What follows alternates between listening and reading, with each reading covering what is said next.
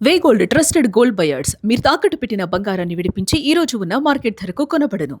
శ్రీ కొండవీటి కోదండరామయ్య గారు తెలుగు రాష్ట్రాల్లో వేలాది మంది విద్యార్థుల జీవితాలను తీర్చిదిద్దిన మహోన్నత గురువు. అందరికీ కోరసరిగా సుపరిచితులైన ఆయన కేవలం ఒక ఫిజిక్స్ లెక్చరర్ మాత్రమే కాదు, మ్యాథమెటిక్స్, కెమిస్ట్రీలను కూడా అవలీలగా బోధించేవారు. విద్య ద్వారా మధ్యతరగతి గ్రామీణ కుటుంబాల భవిష్యత్తును మార్చిన ఒక యుగ ప్రతీక ఆయన.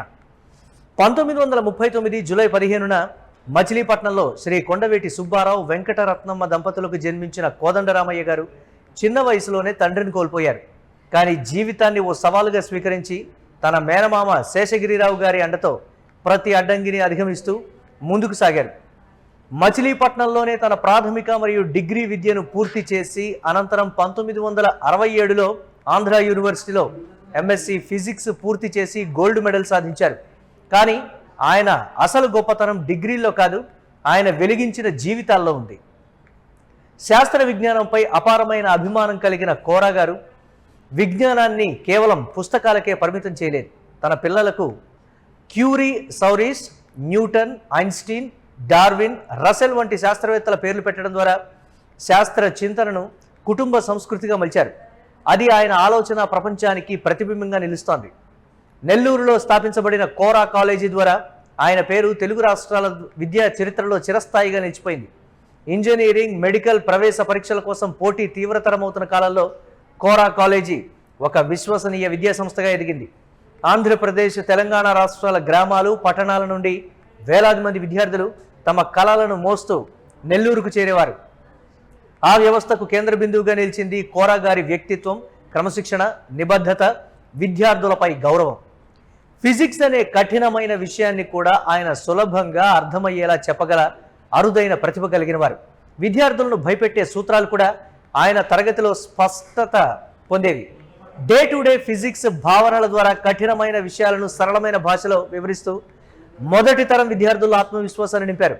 చాలామందికి కోరా కాలేజీ కేవలం ఒక విద్యా సంస్థ కాదు, అది ఆశయాలకు ద్వారం. గ్రామీణ నేపథ్యాల నుండి వచ్చిన విద్యార్థులకు అది ఒక కొత్త ప్రపంచాన్ని పరిచయం చేసింది.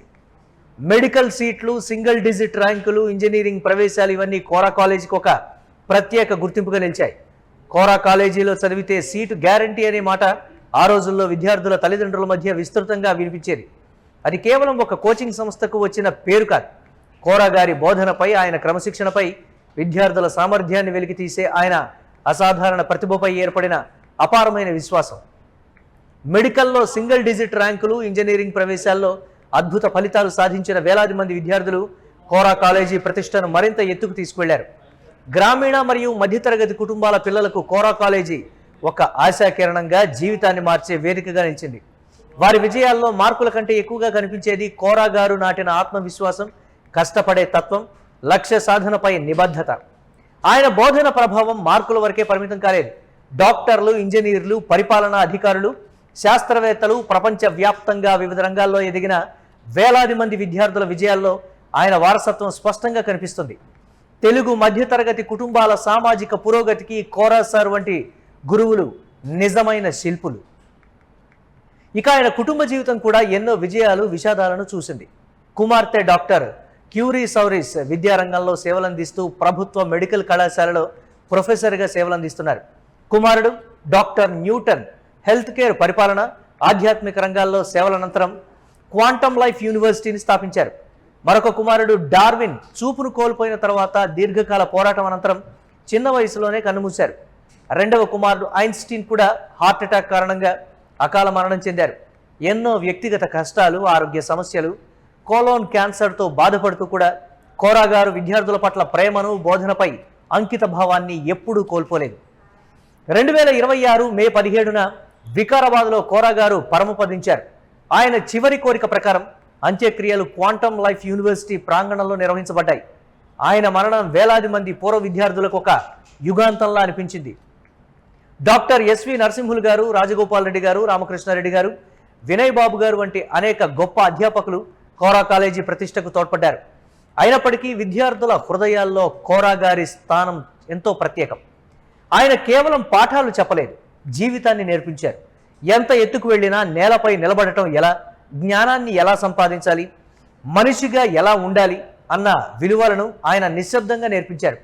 సహాయం చేయడంలో ప్రచారం లేకుండా, ప్రేమ పంచడంలో పరిమితులు లేకుండా జీవించిన మహానుభావుడు ఆయన. కొంతమంది ఉపాధ్యాయులు పాఠ్యాంశాన్ని పూర్తి చేస్తారు, అరుదైన కొందరు తరతరాల మానవ సామర్థ్యాన్ని తీర్చిదిద్దుతారు. కోరా గారు ఆ అరుదైన గురువుల్లో ఒకరు. ఈరోజు ఆయన భౌతికంగా మన మధ్య లేకపోయినా ఆయన బోధనలు, విలువలు, ప్రేరణ లక్షలాది మంది విద్యార్థుల జీవితాల్లో ఇంకా వెలుగుతూనే ఉన్నాయి. తెలుగు విద్యా ప్రపంచంలో కోరా సార్ అనే పేరు ఎప్పటికీ క్రమశిక్షణకు, పాండిత్యానికి, గురుత్వానికి ప్రతీకగానే నిలిచిపోతుంది.